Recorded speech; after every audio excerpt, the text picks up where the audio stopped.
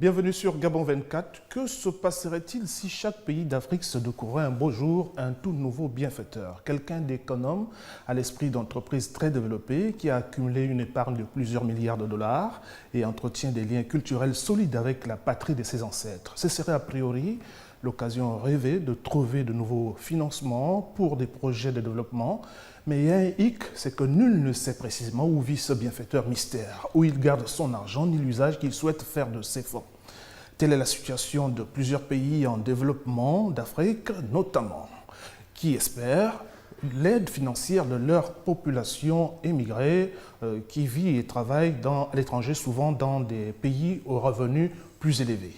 La problématique d'aujourd'hui convoque au débat le rôle central ou périphérique qui pourrait être celui de la diaspora africaine dans les mécanismes de développement de notre beau continent, à l'heure où, à tort ou à raison, certaines personnes pensent que cette diaspora africaine devient trop politisée. Plusieurs invités au téléphone et sur ce plateau pour réagir à ces débats. Vous pouvez d'ores et déjà nous écrire à l'afriqueici@gmail.com, tout collé, l'afriqueici@gmail.com, ou nous appeler au 07 95 02 14 précédé de l'indicatif 241 si vous êtes hors du continent, hors du Gabon, bien entendu.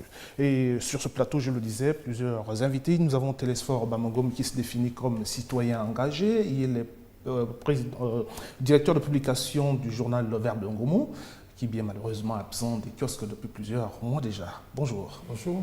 Et nous avons en face de lui Dr Christian Wali, qui revient pour la deuxième fois dans cette émission. Il est enseignant-chercheur au département de géographie à l'université Omar Bongo, membre du CERGEP. Bonjour. Bonjour Ismaël. Alors nous allons reprendre cette définition du concept de diaspora d'Édouard Glissant, écrivain martiniquais, proposé par Valdès de Saint-Val du Gabon. Il dit ceci: la diaspora est cette racine du pays d'origine qui s'infiltre dans le sol de la métropole colonisatrice afin d'en tirer le savoir inhérent à sa croissance intellectuelle. Docteur Wali, vous êtes spécialiste des migrations. Est-ce que vous êtes d'accord avec cette définition? Oui, mais en partie. En partie dans la mesure où, lorsqu'on parle de diaspora, au-delà justement de cet enracinement dans le territoire d'accueil, il faut relever un élément important, c'est que la diaspora, c'est d'abord une construction communautaire. Construction communautaire et identitaire liée à une dimension territoriale, très souvent donc le pays d'origine de ces populations qui ont migré, parce qu'il ne faut jamais oublier que le principe diasporique, c'est d'abord au départ un principe migratoire. On part, on quitte un territoire d'origine pour un territoire d'accueil.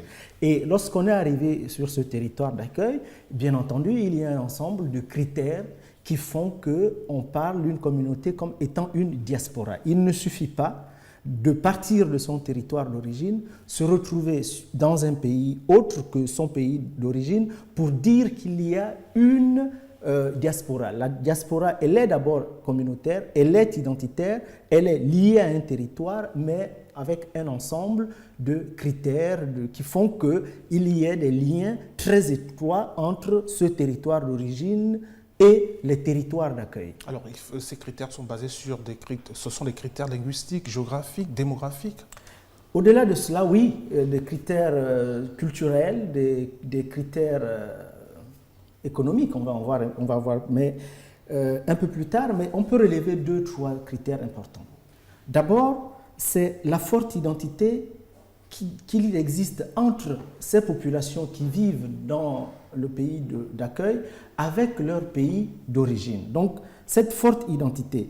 Il y a également le fait que ces populations qui vivent à l'étranger doivent entretenir une relation privilégiée avec leur pays d'origine. Cette information-là est très importante. L'entretien d'une relation privilégiée avec le pays d'origine. Et il y a peut-être un troisième critère que l'on peut retenir, c'est le critère générationnel. En réalité, il faut une certaine durée. Lorsque vous êtes parti d'un territoire d'origine, d'un pays d'origine, vous êtes installé dans un autre pays, il faut qu'il y ait une durée qui se passe pour qu'on puisse commencer à parler de diaspora. Généralement, dans les sciences migratoires, on retient 2 générations. Après 2 générations, c'est là qu'on peut dire qu'il y a une diaspora constituée sur un territoire, enfin du moins issue d'un territoire, d'un pays d'origine. Vous avez des compléments d'information, journaliste Kélesphore Bamoun. Est-ce que vous a semblé que ce concept prête à confusion? Alors, le concept, c'est vrai que quand on le met à toutes les sauces, il prête naturellement à confusion. Mais il faut dire que si on part sur une base scientifique, si on part sur les éléments scientifiques, il va sans dire que le champ d'appréciation sera beaucoup plus réduit et sera beaucoup plus mieux apprécié. Et effectivement, là, je corrobore les 3 points soulevés par le docteur ici présent sur la notion même de diaspora.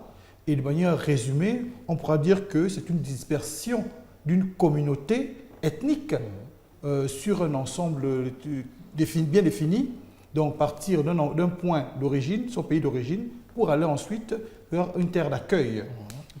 Mais l'esprit et l'idée de garder le lien est celui qui construit même la notion de diaspora. C'est très important. Le lien qui est maintenu entre le pays d'accueil, le pays d'origine et le pays d'accueil. Si vous me permettez, oui.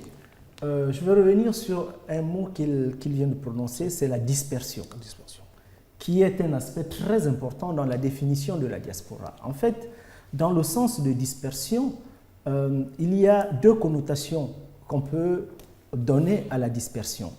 La première connotation est liée simplement à un champ migratoire international. C'est-à-dire que vous avez des populations qui partent d'un pays donné, qui vont dans un autre pays, mais avec des passages par d'autres territoires. Et entre ce pays d'origine et ce pays d'accueil, il se construit un ensemble de relais qu'on peut qualifier de nœuds qui leur permettent justement de construire ce passage-là du pays d'origine au pays d'accueil et donc vice-versa.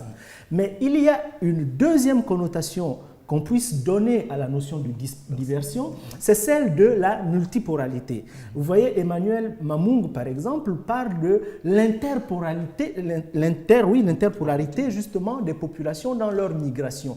Il s'agit de quoi? Il s'agit de dire que lorsqu'on parle de diaspora, c'est un lien entre le territoire d'origine et des territoires d'accueil. Voilà. Ce sont des territoires d'accueil. Il ne suffit pas simplement de faire un face-à-face entre un territoire d'origine, un pays d'origine et un pays d'accueil. Il faut qu'il y ait une multiplicité de territorialité sans qu'il n'y ait forcément de hiérarchie. Je vous ai entendu dans votre mot introductif parler de centre et de périphérie, les notions sur lesquelles on pourra revenir justement pour mieux apprécier le principe et la force justement d'une diaspora par rapport à un pays. Qu'on ne s'éloigne pas du débat, le thème central de cette émission, c'est le rôle de la diaspora africaine dans les processus de développement économique de nos États. Existe-t-il vraiment des diasporas au sens où on veut les définir aujourd'hui de manière utilitariste, docteur?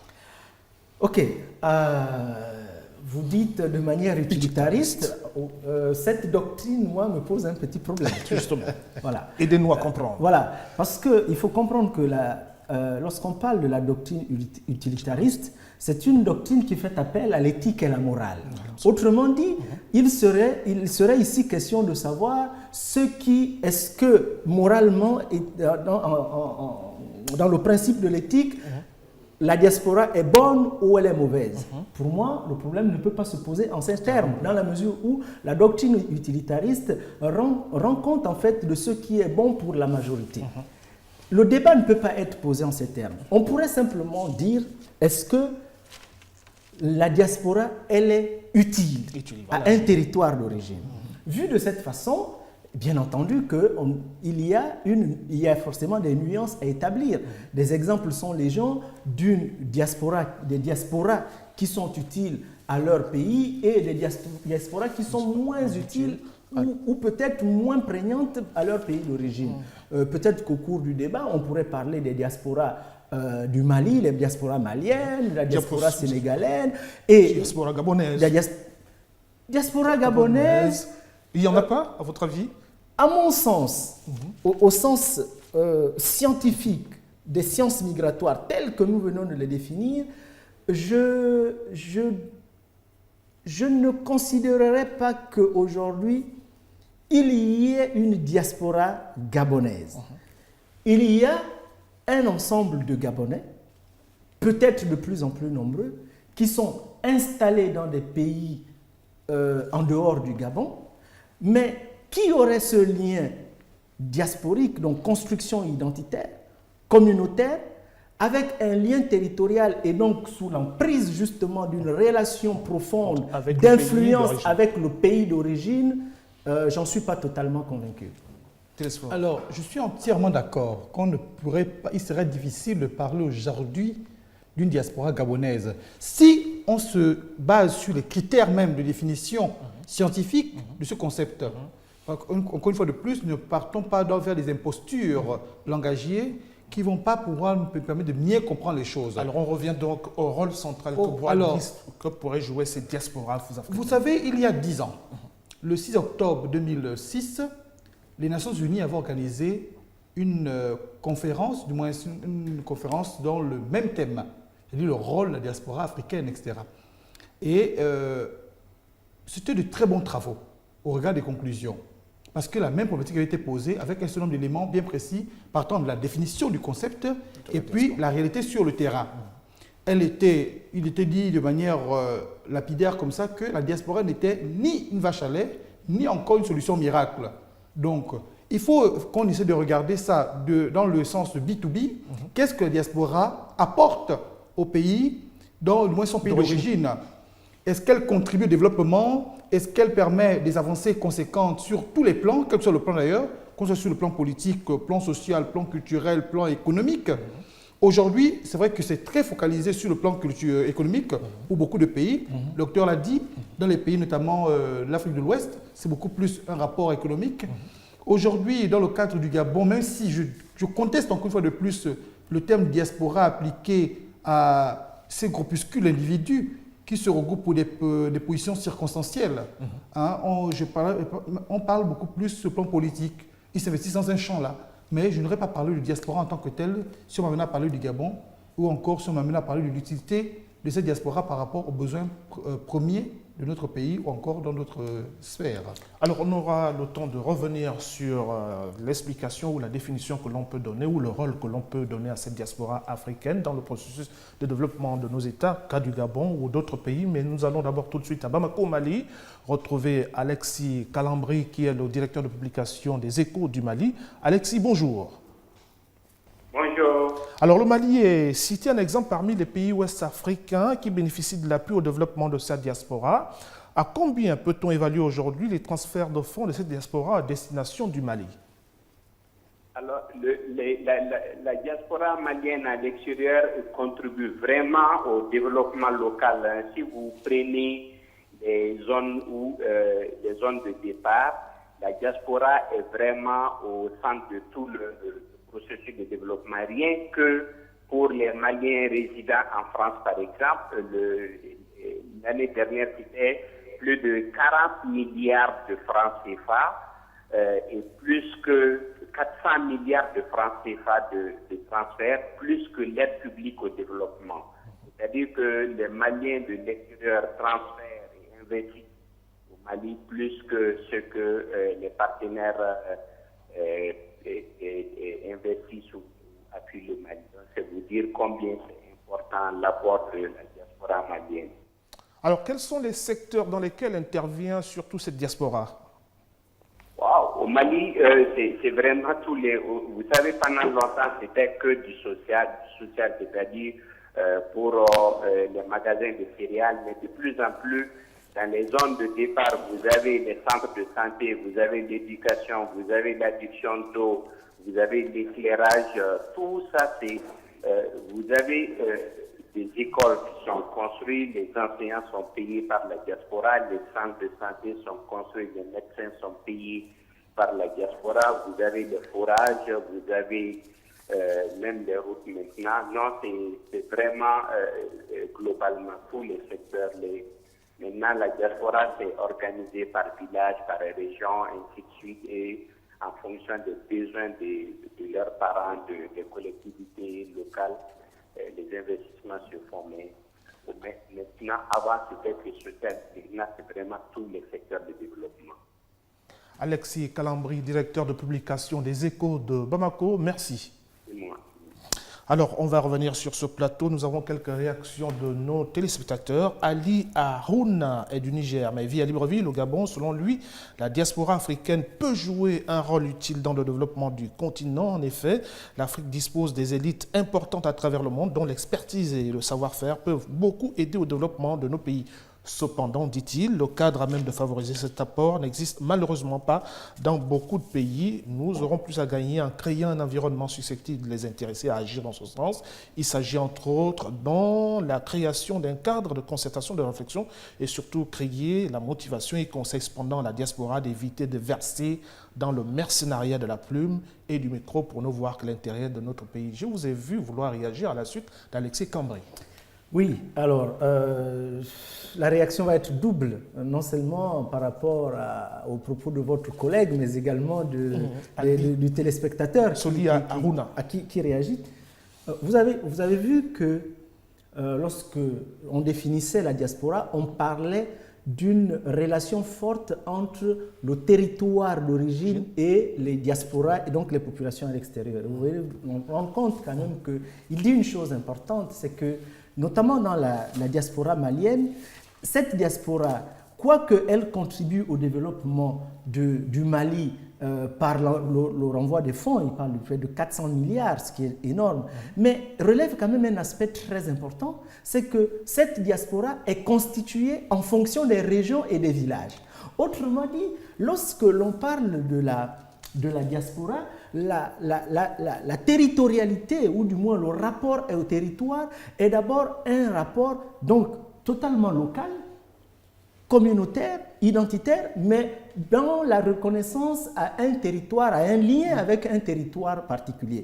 Il y a là une dimension de la culture, de la reconnaissance au territoire par rapport à un ensemble de valeurs culturelles, à un ensemble de valeurs d'héritage même. Okay? L'héritage de là où on est, de là où on vient et de toutes ces choses. La deuxième réaction, par rapport à votre Ali, aux téléspectateurs, c'est la construction de ce cadre. La construction de ce cadre. Les pays comme le Mali, comme le Sénégal, ont justement réussi du fait de la dimension de leur diaspora, mis en place ce qu'ils ont appelé les ministères, par exemple, de Maliens de l'étranger, donc des Sénégalais de l'étranger, qui ont une forte influence. N'oubliez pas que, par exemple, pour le cas du Sénégal, Macky Sall, dans les voix qu'il obtient pour l'arrivée au pouvoir, il y a la présence et la dimension forte de la diaspora sénégalaise au niveau de la France. Donc, il y a là une organisation. Mais au niveau des pays comme les nôtres, qui n'avons pas déjà des diasporas construites, le cadre institutionnel peut se créer.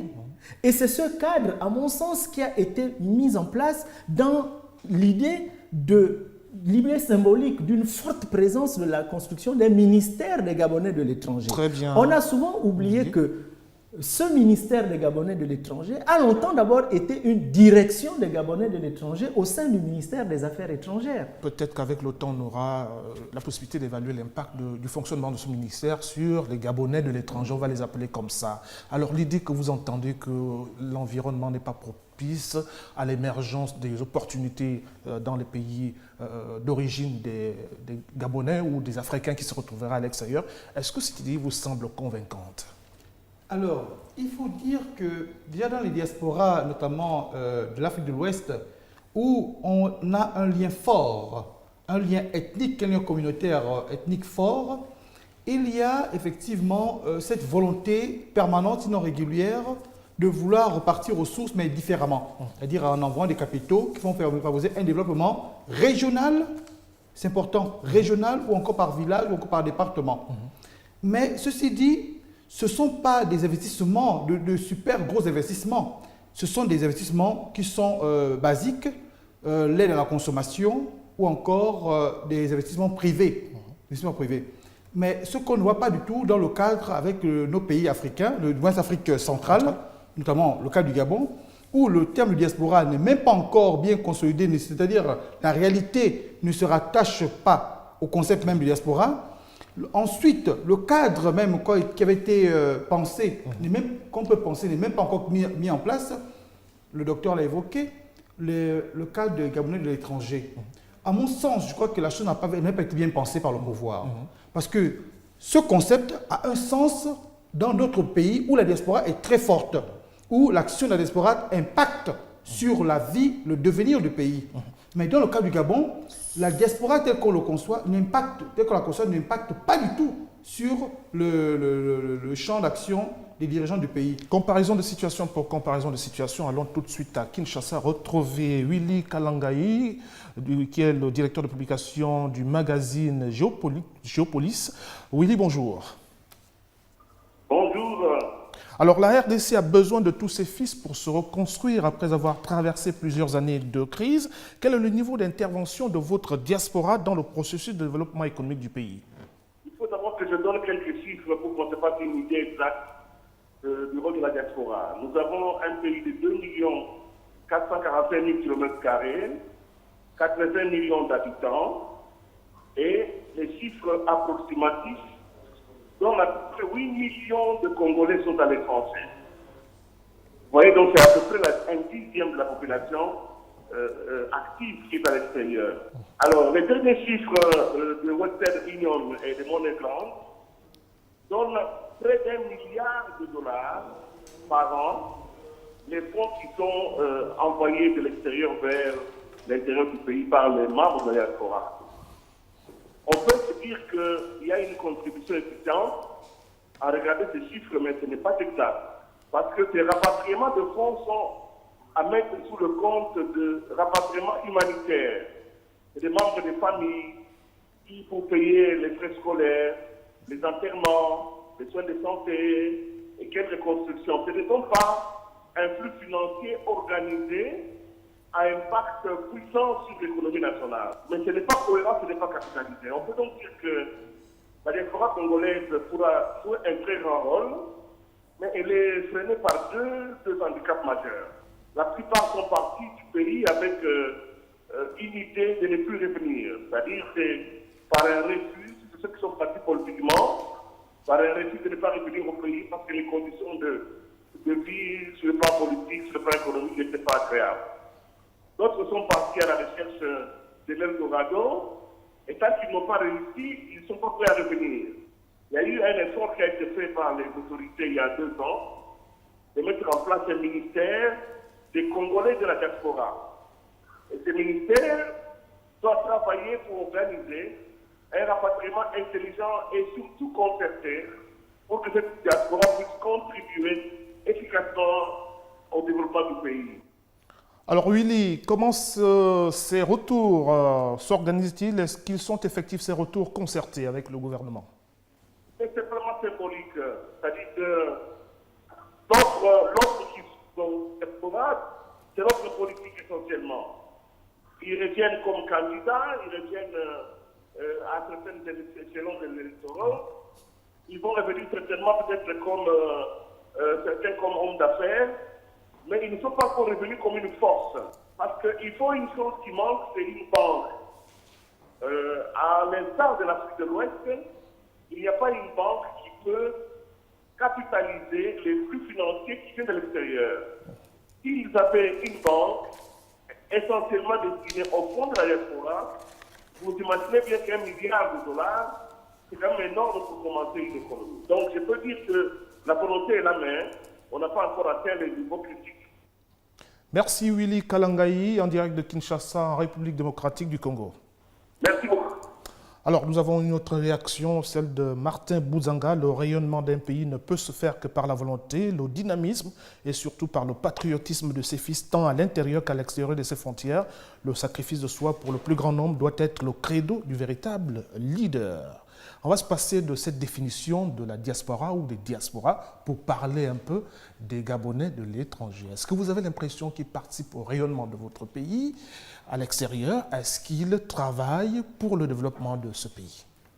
Alors, moi je dirais, si je pour entrer dans votre champ d'appréciation. On vient de parler du Mali, on Tout vient à de fait. parler du Congo-Kinshasa. Il est bon qu'on parle aussi du Gabon. Tout à fait. Ismaël, pour entrer dans votre champ d'appréciation, on va se baser sur l'appréciation de Raja Gumta, qui était un expert du cabinet McKinsey, qui disait qu'il existe plusieurs diasporas. Et c'est maintenant en fonction, il faut identifier les besoins et les actions de ces diasporas pour bien comprendre le fonctionnement des unes et des autres.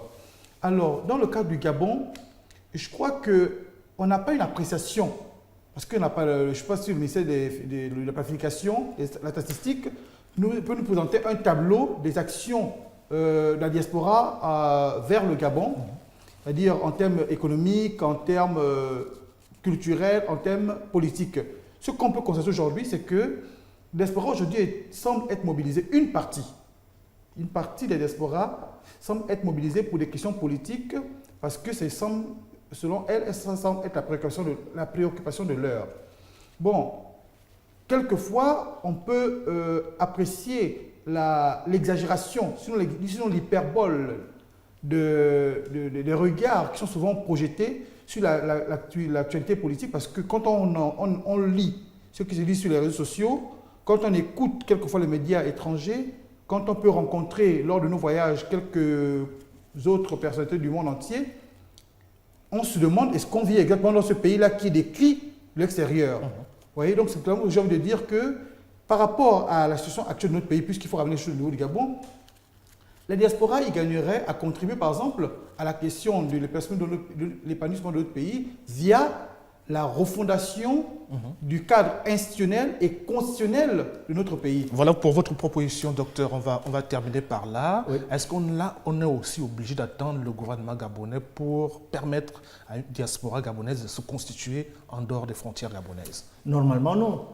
Si on part du principe qu'une diaspora, elle se constitue d'abord, et très souvent, les diasporas dont on a évoqué, elle se construit d'abord par le mouvement associatif. Il faut que là où les populations sont installées en dehors de leur pays, qu'ils construisent des associations qui sont fortes et qui ont un réel impact dans leur pays d'origine. Or, et c'est pour cela que je nuançais le fait qu'on parle de diaspora gabonaise. Si vous allez à l'étranger, notamment en France, le pays dans lequel nous avons tous été, on va se rendre compte que souvent les associations gabonaises ne fonctionnent que l'instant d'une soirée culturelle gabonaise. Ou à la veille d'une élection. Ou à la veille d'une élection, lorsqu'il s'agit de politique. Mais d'une organisation associative structurée, avec un retour vers le pays, j'en ai pas vu. Donc, comme tel, on ne peut pas parler d'une diaspora. Évidemment qu'il faut que ces populations, ces Gabonais qui sont installés à l'étranger, s'organisent autour d'un ensemble d'intérêts nationaux et qui puissent avoir justement un impact dans le pays d'origine. Vous avez demandé si cette diaspora gabonaise a une c'est Gabonais de l'étranger. Si c'est Gabonais de l'étranger, voilà, on va utiliser ce terme. Si ces Gabonais de l'étranger ont une influence sur le développement. Voilà, sur le processus de développement du Gabon. Votre collègue Télésphore l'a bien dit, c'est difficile d'évaluer dans la mesure où déjà nous ne sommes pas historiquement un pays d'émigration. Donc le nombre de Gabonais à l'étranger n'est pas très important. Et ceux qui sont à l'étranger actuellement, en dehors des manifestations politiques, nous ne sommes pas au fait de leur organisation et leur influence économique et culturelle aujourd'hui. Merci à vous deux d'avoir participé à ce débat. On se retrouve la semaine prochaine autour d'un autre thème, la démocratie au sein des partis politiques en Afrique.